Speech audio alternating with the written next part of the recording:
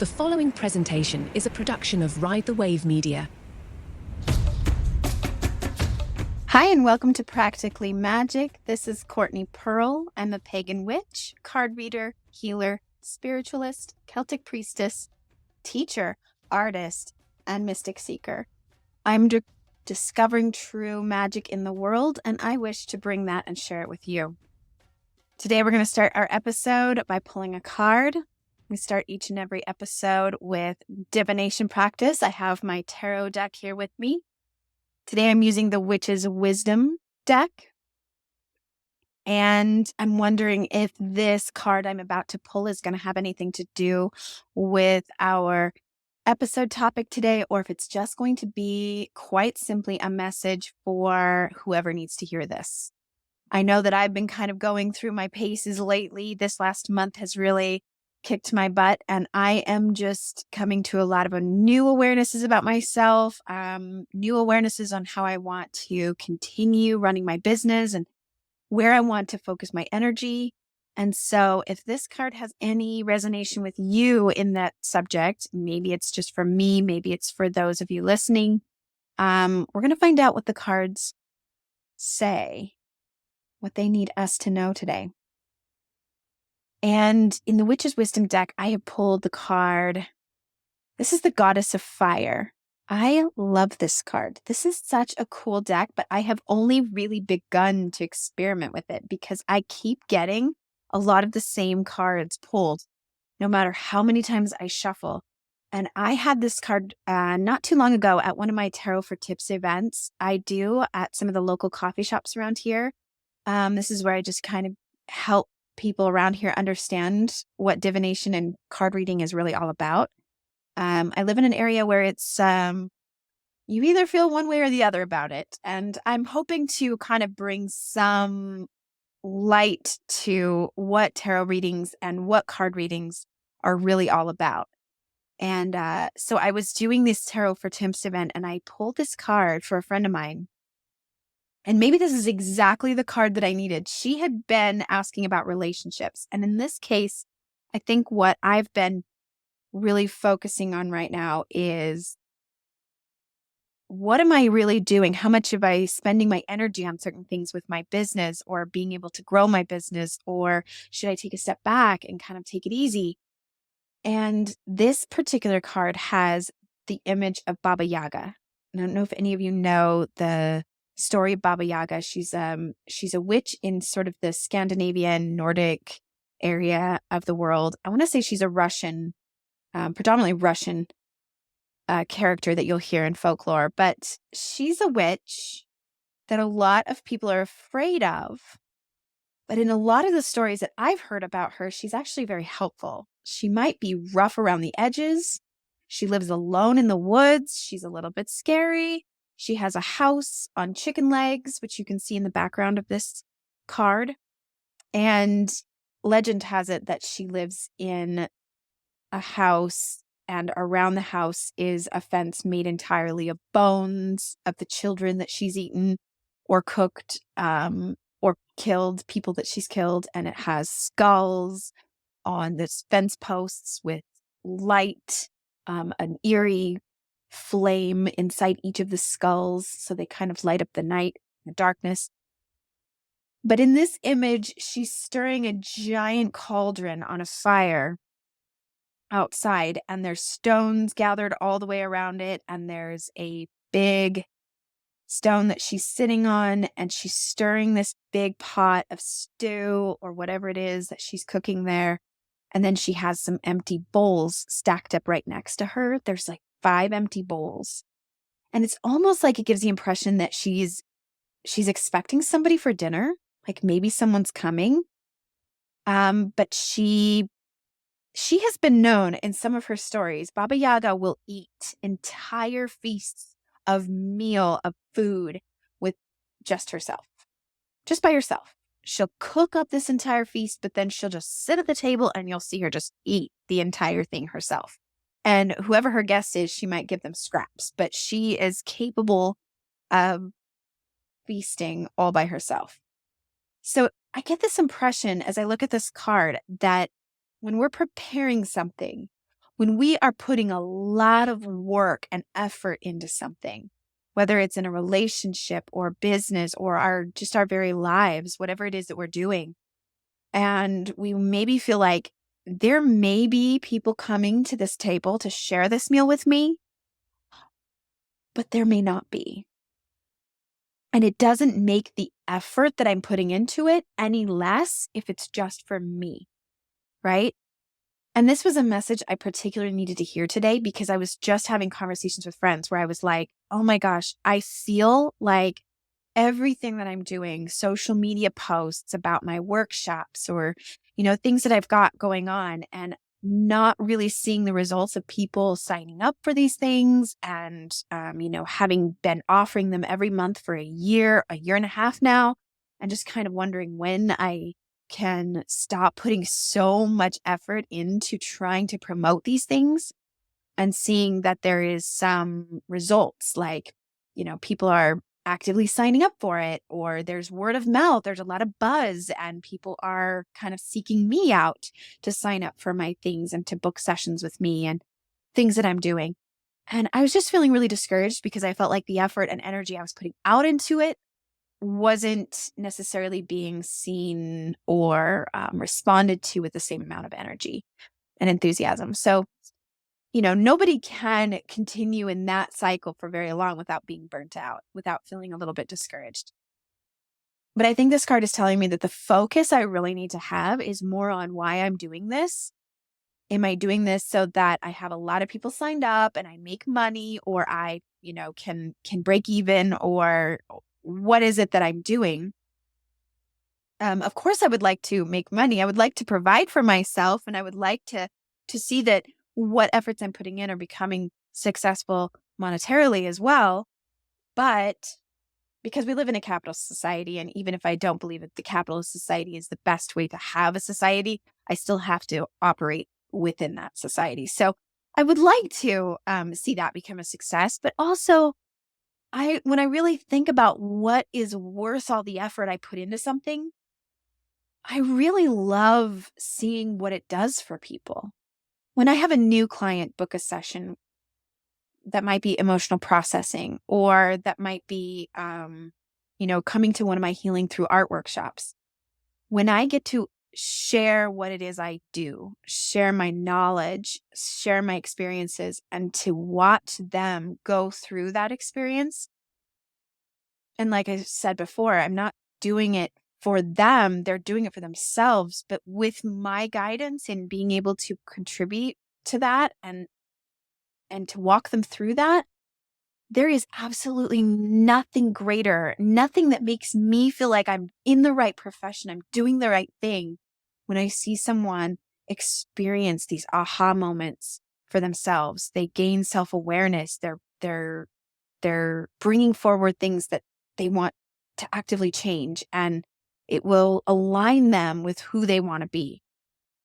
And I have had so many great experiences with clients and with people who've signed up for my classes and workshops. And when they get to experience what it is that I walk through them through, there's just no greater joy to me than seeing them light up and to walk out of there going, wow, that was amazing. I feel great. Oh, what a cool thing that I just got to do. And everybody should be doing this. And that's a great feeling. And I just really want to share that out there. So if you needed to hear that today, this card is telling us, me and you, that what we're really doing, whatever effort we're putting into it, we're doing it for ourselves, and we're doing it whether people show up for it or not. We're doing it because it's our passion, and we are going to feast on the product of whatever it produces. And just like Baba Yaga sitting here stirring this pot of stew, this potion, or this feast, or whatever she's making, she's not just making it for other people to show up and eat with her. She's going to eat this and she's going to enjoy it, whether there's people who show up or not. She's an independent woman of the wild forest. She lives in her house on chicken legs, and she doesn't need anybody else. She's got it all she needs right there within herself. So I'm going to take that message And I'm going to just see how that feels to me. And I have a workshop coming up tomorrow, which will already have happened by the time this podcast is released, which is fine. And I'm just gonna go and do it, and whoever shows up for it shows up, and we're just gonna have a great time. We're gonna have so much fun, even if it's just me and my own kids doing this kids workshop. And if you're listening now, just know that I do have other workshops on the horizon. Every month, I do a healing through art workshop for adults, and I do a kids Heart Smart art workshop where I walk people through their emotional experiences, and we get to relate them with colors and story time. And I really think that I have something amazing to offer when I do those workshops. I truly do love what I do. So I would just like to see more people get to experience that. And speaking of that, our whole theme today for our episode is about self-care. Self-care is something we talk about so often. And I could have done a lot of different stories to go along with the idea of self-care, but one story I really want to bring forward is a story I got from Circle Round. And it is retold in that book, but I'm going to tell it kind of in my own version, in my own way. I'm not going to read it directly from the book, but it's a story of the Queen of Elfland. And it's a story of the Scottish 13th century bard of Thomas the Rhymer, kind of an experience that he had. And in the story, it goes that Thomas was resting.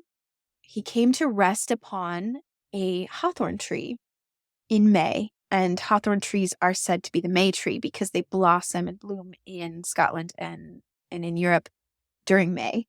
So he was being lulled to sleep by the buzzing bees around his head. And as he fell asleep, he was suddenly awoken by the sound of bells. And he looked out over the moors, the heather, through the bracken, and he saw a woman riding a horse coming closer to him. And she was riding a white horse with a silver mane covered in bells. And that's what he heard ringing that woke him up. And she was the most beautiful woman he'd ever seen, because in all of these folklores and mythology, it's always the most beautiful woman you've ever seen. So she came closer to him, and he stood up and he took his hat off and he bowed to her. And she addressed him by name and greeted him. And he said, "My lady goddess, you are the most beautiful woman I've ever seen. How may I be of service to you?" And she says, "Oh, no, I'm not a goddess. I am the Queen of Elfland, and I would like you to come with me, and I would like you to serve me for 7 years." And before he knew it, he was jumping on the back of her horse, and they were riding. And they were riding faster and faster and faster until it felt like they were faster than the very wind itself. And through the landscape, they came to, there was a water, and suddenly they were riding this horse over water, but the water was a water ocean of blood. It was a red ocean. And they rode and they rode and they rode until there was no more sun and no more moon and no more time, and the blood waters ran dry, and then they were in a perpetual twilight, just a landscape that was neither day nor night. And he saw, as the horse came to a gallop and to a trot, he saw a giant apple tree, and he offered, "My lady, please let me pick you an apple for you," because actually he was very hungry and thirsty, and he was hoping that he would be able to stop and rest and get something to eat. And she said, "Oh, no, no, Thomas, you cannot eat any of the fruit here in this land. For to mortal human beings, this land is right on the border of life and death. So we are too close to the other world, the world of the dead. You mustn't eat any fruit from that tree, for it would be poisonous to you. And instead, let me feed you this bread and this wine that I have brought, and we can rest a while." And as he was resting, as he had filled his belly with the most delicious bread and wine he'd ever tasted, He rested his head on her lap, and she opened up his inner eye so that he could see. And she says, look with your inner eye out, and you will see a road, a broad road. I will show you 3 wonders. And so he looked, and he could see a broad road, and on either side of that road were lined with a marketplace, booths of people selling every kind of goods, foods, textiles, everything you can imagine. And the road was filled with people. People were pushing and shoving each other out of the way to get to the things they were selling. They would gather as much clothing as possible. They would grab and grab and grab and put on beautiful silks and velvet, everything. And they were putting things on. And once they had put something on, they would rush themselves to the next booth to put more on. And then the food, they would eat the food, gorge themselves on food, delicious food, but they seemed to never be satisfied because they would eat and eat and eat, and then they would run to the next booth and eat and eat and eat and keep eating and drinking. And then there was jewelry that they would grab and put on, and they became so heavy with golden chains around their necks that they were stooped down to the ground. And Thomas asked the Elfland queen, what is this road? And she says, this is the easy road. Some call it the road to paradise. The people, if you look very closely, they're never satisfied. This road has so much abundance and so much offered to them, but they are never satisfied with what they have. They always, always seek more. And then she says, now look again and see if you can see the narrow road. So he looks again with his inner eye, and in sort of a dreamlike state, he can see this narrow road. And the narrow road is lined with bushes and brambles. And the road is only wide enough for about 1 person to fit through. And there are people walking this road, but even as they try to squeeze through the bushes and the thorns and the brambles, they are being scratched. Their arms and legs are scratched, bloody, just so much pain and suffering happening. And even as they walk, they are hungrier and hungrier, and they become like skeletons. He can see they're so skinny and so scratched up. They look like skeletons walking on this road. And he asks the elf queen, what is this road? And she says, this is the hard road. Some people call it the road of righteousness. And he realized that the people who thought that they needed to be on this road would never be satisfied either, because there was nothing to eat and nothing to drink and nothing but pain and suffering. And then she says, now look again at the 3rd road. And so he looks again, and the 3rd road is neither wide or narrow. And the people who are walking on this road, they look as though they are shimmering with color. They are just glowing with all the colors of the rainbow. And every once in a while on this road, there will be an apple tree or an orange tree. And when the people reach the trees, they reach up and they grab one fruit and they eat it. And they are completely filled and nourished by these offerings. So they walk this road, and they just glow brighter and brighter as they walk. And Thomas asks the elf queen again, what is this road? And she says, this is the road to Elfland. This is the road that we are going to take. And when you reach Elfland, you must promise not to speak a single word. For if you speak even one word, you will never see your home again. You will be stuck there. But if you will serve me and not speak one word for 7 years, I will show you many wonders, and then you will return back to your world and you can share those wonders. You will remember everything you saw, and you can tell those stories when you go back. And so that is what he did. Thomas went on that road with the elf queen. He spoke not one single word for 7 years. He watched with his eyes and he listened with his ears, and he took in every wonder and sight that he could see. And after 7 years, he laid his head down on the queen's lap to sleep. And when he awoke, he was again under the same hawthorn tree where she found him.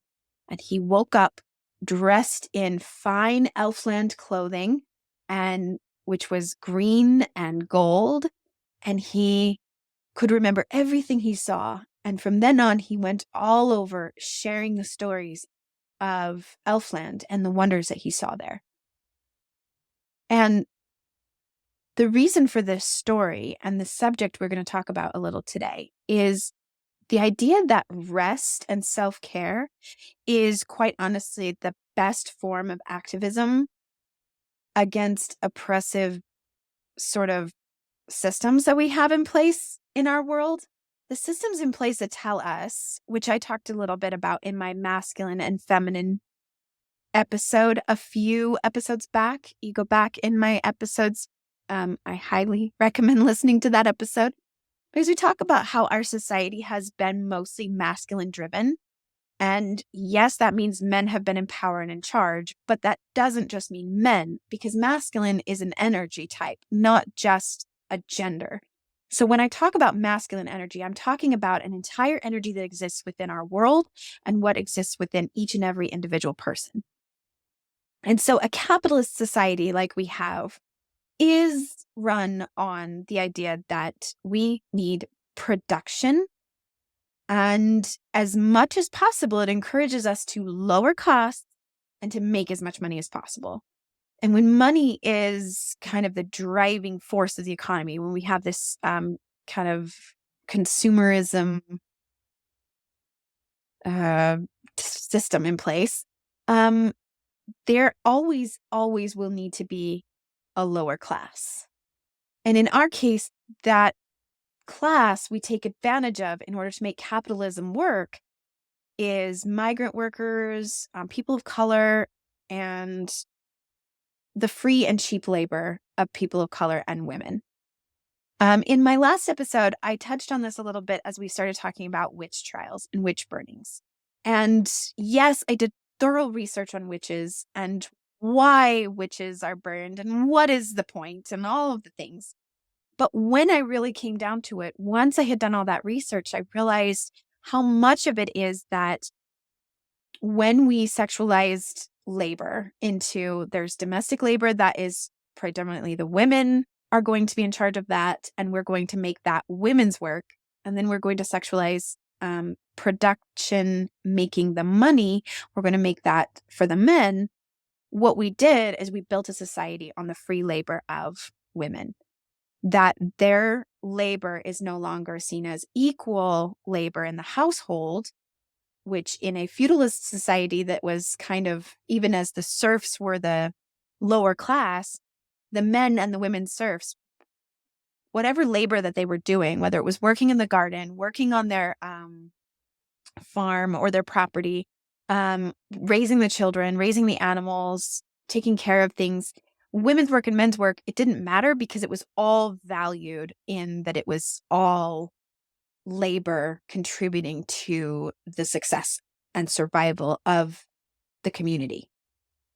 When things were kind of evolved into capitalist society, we changed that to make it so that there were still systems in place that took advantage of certain people.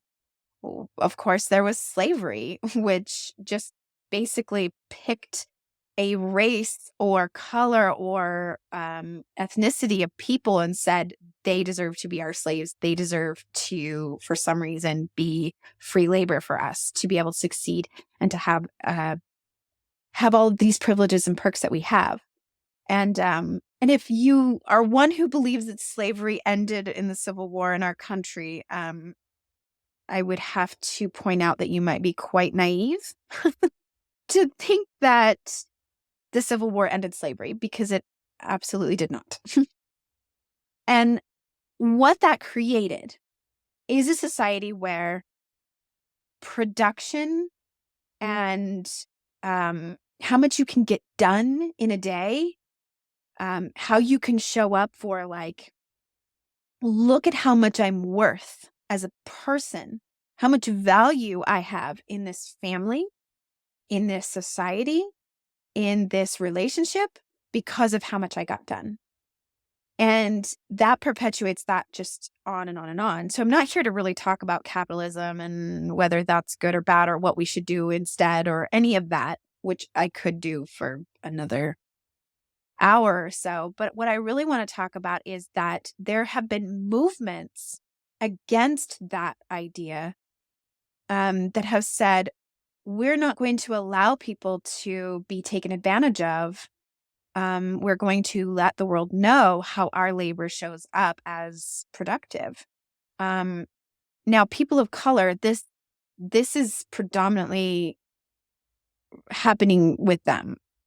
When I first discovered the NAP ministry, and if you haven't looked it up, I found it on Instagram first, and their movement is all about people of color, the Black community, saying, we are not going to be taken advantage of anymore and used for cheap or free labor. We are going to rest. We are going to value rest. And they quite literally mean take a nap. So it's called the NAP ministry. And I absolutely love this idea. And I will let people of color have the credit for that. And I will direct you to them. And I will say, please support anything that gives them a voice as an activist and an ally. But one thing that, as a woman, I love the movements that take the labor of women when they are stay-at-home moms or when they are working moms, but still do predominantly most of the labor that is required at home and the child raising, that they are taking back the value that they hold. I have a good friend who she did this entire Instagram series where she documented everything she does throughout her typical weeks and months and how much time she spent on it and how much the average person would be paid for that labor. And when she goes grocery shopping, meal planning, schedule keeping, when she's doing her children's schedules and taking control of their educational, what they need educationally, she documented every minute she spent so that she could show that if this was put into a monetary value, this is how much I would be worth. And it is really important to understand that we've taken advantage of women's labor, especially in institutions like religion. Let me just say that without dispute, the Mormon church would not exist, literally could not exist, as big as of an organization it is, and it's a billion-dollar organization. It could not do anything that it does without free labor of women, that they depend highly on women to be doing, to take on callings with no pay and to be able to volunteer their time and to put together meal trains and to, organize events and all of the things that they do. Not to mention that they put it on the women to teach their children church doctrine and make sure that their children are going to church. And they put a lot of guilt on women because they say, if there's an empty seat at your table in heaven, how would you feel, mothers, if you were not doing your part to make sure your children stay true to the faith and come to church and become active members as adults and all of the things? And so I want to highlight that because it's just a small smidge or example of what is actually existing in a wider sense in our entire society, in America and the world. If you think about how, as women, the professions that most women tend to gravitate towards, because it will be, I was told, would be a really good profession as a mother. I went into teaching. Probably 70% of the reason I went into becoming a teacher first was because I thought, well, that's a great profession to have when you have children. I can have young children and teach, and there's still going to be plenty of time to be a good mother and to And even while my kids are in school, I'll be at the same school teaching. So I'll be available and I'll be present in their lives while I have a career. That turned out to not be the case at all. Now, if teaching and nursing is any kind of an example of like how we are depending highly on women's cheap labor, if it's mostly women in the teaching profession, especially in elementary schools, are we paying them for their worth? Are they making a salary that's really equal to the energy that it takes to do teaching? Not even close. Not even close. So why do they keep doing it? Why are women still showing up for those jobs? Men won't take those jobs. I mean, clearly they've looked at it and said, that's not worth my time. Taking care of kids all day and teaching them, and I'm only going to make that much a year? No, that's totally not worth it. So why are women doing it? Because they will. Because they care about those children and because they actually have a relationship with the idea that we are raising the next generation of human beings in our society. That is an incredibly important position to take. And they'll take it for less money because they know how important it is to do that job. No, they burn out quickly. It's no surprise that statistically, most teachers do not stay in the profession longer than 5 or even 10 years. That they burn out. Eventually, the energy they're putting into that job is not what they're getting back monetarily. So they are going to, probably quit when they have their own children, or they're probably going to find a new career if they're not making enough. It's definitely what I did. I loved being a teacher. When I was a teacher, I loved it.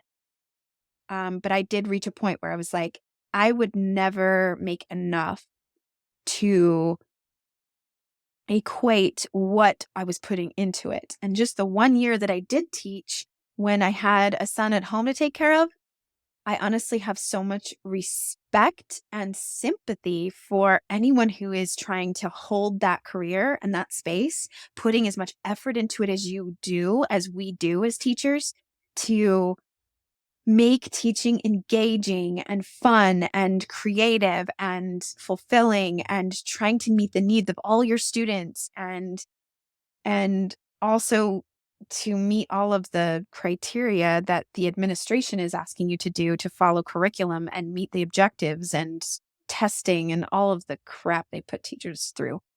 It's ridiculous. They're putting students through this and it doesn't actually have anything to do with education. But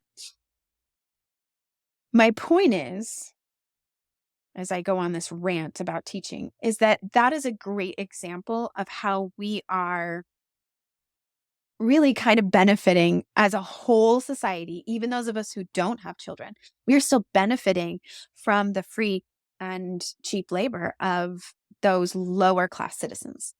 So capitalism really can't exist without them. They can't exist without those lower classes. And we take advantage. So self-care in and of itself throughout your day-to-day life, when you take moments of saying, this is going to be an hour or 15 minutes or an entire day where I am not planning on getting anything done. I am going to take the day off. I'm going to rest. I am going to do less. I am going to barely, make sure that if I'm a stay-at-home mom or I'm, parent or taking care of my kids, I'm going to go, I am going to be perfectly okay with doing the bare minimum today because I deserve that, because my worth does not tie in to resting. And if that triggers you, if I'm saying words like, your worth is not dependent on how much you can get done in a day. Your worth does not depend on your accomplishments or promotions or sales numbers or whatever. Your worth as a person does not rely on that. And there is some sticky cell inside you that hears those words and says, but I've got to. Well, I'm going to invite you to listen to that, to take that information in and say, isn't that interesting that I had that reaction to those words? Isn't it interesting that there is some part of me somewhere deep down inside that does believe my worth is tied to what I can get done? And let me ask you this question. How many of you, as if you were maybe the mom that stays home, or you're the dad that works from home, or you're, whatever it is, maybe you're just home for the day and your spouse was out working for the day or something. How many of you like hang out on the couch, watch TV, kind of play on your phone, take a minute scrolling, whatever. But when you hear the garage door open, you're like, oh, shoot, I need to prove to my spouse somehow that I wasn't just sitting here doing nothing, that I was working hard, right? Like you start getting off the couch and you run and you try to like clean something up real quick. We all do it. I absolutely have some very deep-rooted belief systems that have been passed on to me for generations that say that time spent sitting around, kind of chilling, or just doing whatever, or having stillness and peace and actually putting my phone down, turning the TV off, just having absolute quiet time and nothingness time, that's okay. It's okay to have that. It's actually good for you. And so my husband and I, and actually some friends, and actually some of the emotional processes that I've been doing with clients lately have all been revolving around this idea that when you take time for yourself, what actually fills your cup, and I'm not talking about just scrolling on your phone, because sometimes we do that thinking it's self-care. But I have one expert that I was listening to on another podcast that was saying that's actually like faux self-care, that sort of like um she called it like junk self-care. So there's certain self-care that is actual self-care, and there's self-care that is like, I just got so burned out and stressed that I'm going to sit here and scroll on my phone mindlessly for an hour and then feel kind of crappy about it afterwards, because I'm like, well, that was a huge waste of time. I didn't get anything done and I don't really feel better. So I want you to think about that when I say self-care. Something that makes you feel really fulfilled, really recharged. Maybe it's a bath. Maybe it's a night out with friends, whatever it is. But if you're not doing that enough in your life, what starts to happen, or what starts to show up, is that if you're not holding a space for yourself, putting your own oxygen mask on first, as people like to say, you are not able to hold space for anyone else in your life. What will show up in relationships, or at your job, or with your children, or parenting, whatever it is, you're going to start to see judgment creep in and resentment. You're going to feel those feelings of irritation, and you're going to be a lot less capable of holding any space for anyone else, especially if someone in your life needs you to hold space for them, right? Like they're having a hard day, or they're going through a lot, or they come to you with certain needs. Your children, your spouse, your boss, they're going to come to you and you're going to be like, I can't even. I am so stressed and so burned out. I am not able to hold anything for you. When you take time for self-care, when you carve it out, when you schedule it and you plan for it and you hold boundaries around it that say, no, this is too important. I must have this time. I must have these breaks. I must have meditation. I must be able to work out. I must be able to have these personal time, these times for me. Then when something happens, when you are needed, you are able to be there for others. So self-care is 100% not selfish. It is so that you can accomplish the relationships, you can have the relationship you really want to have. You can have more alignment in the life purpose you feel yourself to be.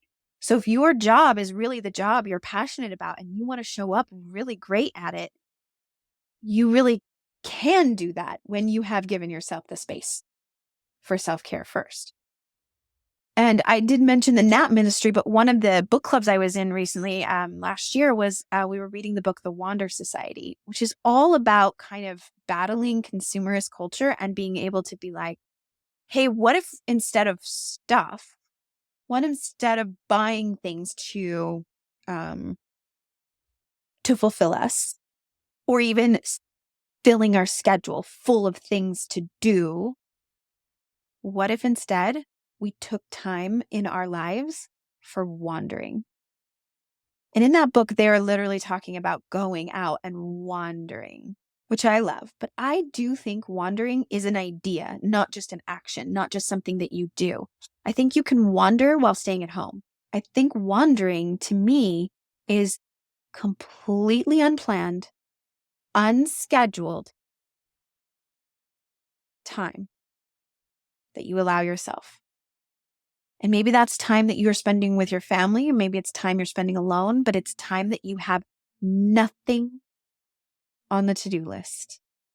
You go, okay, whatever I've got on my to-do list, that is completely set aside for another time. And this time there's nothing, no schedule, no plan. It's just wandering. It's just, what do I feel like doing right now? What does my body want? When we get in touch with our own intuition and our own body and ask ourselves, what do I want? You might be surprised to find out that you don't even know. Okay, I have an hour of unscheduled time. What do I want to do with it? You might find yourself wanting to reach for your phone, which is normal because we're all addicted to our phones.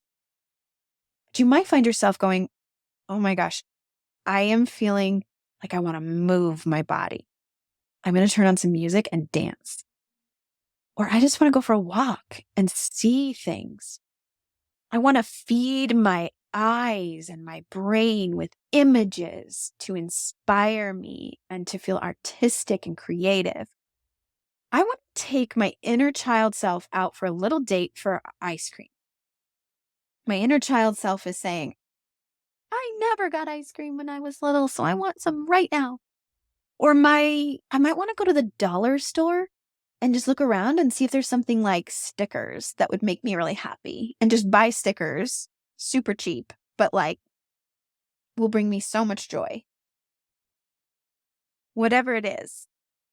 So I want to invite you, and I want to tell you to try this.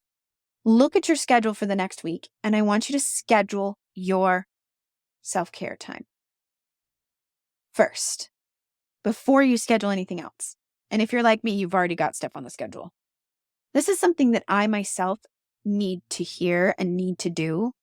I'm not telling you as a guru person who's got it all figured out. I need to schedule self-care. I have got myself so booked up. My to-do list is forever long, and I work for myself. And as I mentioned earlier in the show, I'm not scheduling a whole lot of clients right now. I wish I was more. So if that's the case, why am I so busy? I'm going to do this, you're going to do this, and then I would like you to engage with me on social media and tell me how it's going. Let me know, because I want to see what you guys find that when you, as an act of protest against the man and the system and all of the oppressive society things, I want you to say, I'm going to take this time out for nothingness, for complete nothingness. And by the way, if you are living in South Jordan and surrounding areas of South Jordan, one way to do this really well is to schedule yourself a salt float at Pure Sweat and Float. I did my float a couple of weeks ago, and man, talk about an hour or even 40 minutes of nothing. That's a fantastic way to get absolutely nothing done. Check off the to-do list. I did nothing. All right. So next week, I am so excited to dive into codependency patterns. And I do want to have my special friend, Brenda Cradolfer, who is a relationship coach, talk a little bit about codependency patterns with me. So I'm going to schedule her as a guest interview. But before I have her on, I want to do an episode, just me kind of outlining what is codependency patterns and why why we all suffer from it. Every single one of us, every single person listening. I had a question from a listener this week, so I'm going to touch on this real quick. I had somebody ask me, what about the aurora that we just had recently? We had the northern lights were able to be seen in our part of the world, and people got up at midnight, 2 a.m. to take pictures of it. I did not. I have trouble sleeping as it is, so I'm not going to wake up in the middle of the night. But man, the northern lights are one of my favorite things in the world. The colors of the aurora and the northern lights are my favorite. So this question from a listener, she says, what do you think about that? What's the deal with that? And my answer to that is, I'm sure someone like Cambria Davis, who is an astrologer, can have a lot more insight into the effect that it has on us when something like that, an event like that is happening. But 100%, something like that cannot be happening without some kind of effect on us. And I know for me, this last month has been a lot of, who am I? What am I for? What am I trying to achieve? And am I aligned with my true self going forward with these projects? Or am I trying really hard to be somebody I'm not? And I really, truly just want to show up as my authentic self. And that's where my identity as a witch has come to play here, because I have been hesitant to call myself a witch at times. And as I mentioned in last week's episode, I kind of see it now as a really great way to stand up for all of those women in those witch trials in history that were burned and hung for being witches when all they were is just women doing life. So if I call myself a witch because I practice witchcraft, and because I do healing work, and because I help people, and because I want to be the person people go to when they need guidance and help and need to get in touch with their own guide within themselves, then I will gladly put on my witch's hat and claim that title. Now, I don't know what this has to do with the aurora, but I do know that that is the energy that's been going through a lot of people recently. And so I do think it has an effect on people as far as how they feel like they're showing up as themselves. And so, of course, from the work that I do, the colors are incredibly powerful. Having those blues, greens, purples in the sky, those colors represent to me a lot of love, a lot of reminder to people that the most important kind of love to work on first before seeking love in the world and from other people is to understand that love is felt within us. So I want to challenge you to love yourself, to wake up every morning, look in the mirror and say, I love myself so much.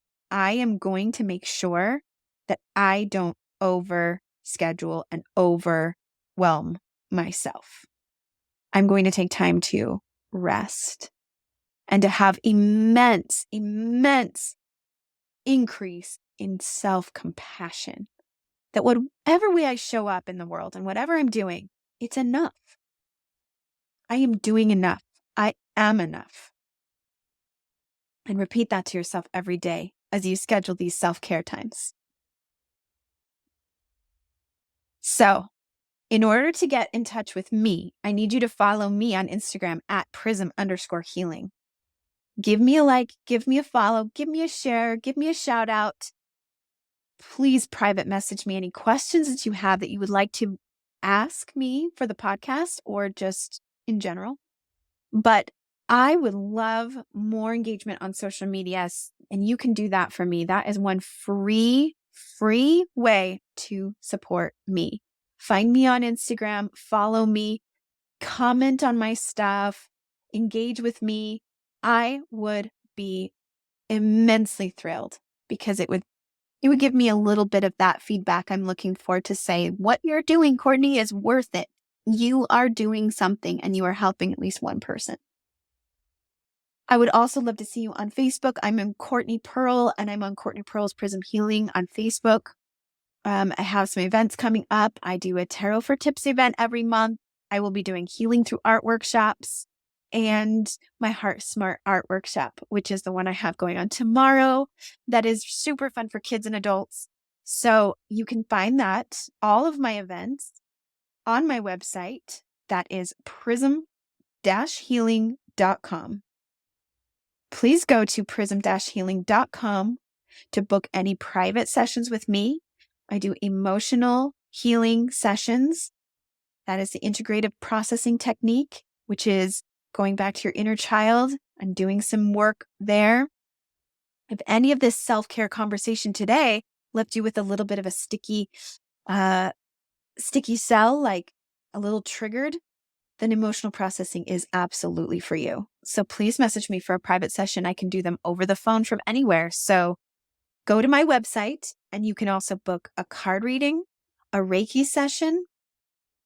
There's also a blog, and on my blog, I have a blog post for each episode of Practically Magick. So there, I write the blogs myself. I only use AI when I absolutely need some ideas or have blocks, but I write them myself. I'm very proud of that. So all of the resources, like the Nap Ministry and the Wander Society that were discussed today's episode, will be there on my blog on my website. So once again, please give me a shout out. Please go to my social media.